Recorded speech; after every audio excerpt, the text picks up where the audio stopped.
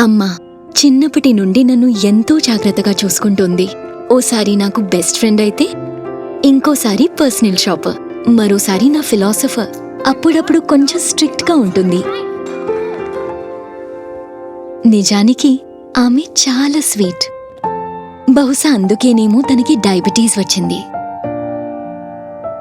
చిన్నప్పుడే నా కంటి చూపు పోయింది. అప్పటి నుంచి నన్ను జాగ్రత్తగా చూసుకోవడంలో అమ్మ తన గురించి శ్రద్ధ తీసుకోవడం మర్చిపోయింది.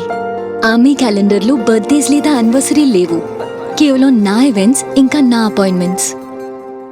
అందుకే ఈరోజు నేను అపాయింట్మెంట్ తీసుకున్నాను తన కోసం. డయాబెటీస్ వల్ల కంటి చూపు పోయే ప్రమాదం ఎదురవచ్చు. దీన్నే డయాబెటిక్ రెటినోపతి అంటారు. కంటి చూపు పోవడం అంటే ఏమిటో నాకంటే బాగా ఎవరికి తెలుస్తుంది? కానీ ఎర్లీ ఐ చెకప్ ద్వారా ఈ ప్రమాదాన్ని ఆపచ్చు.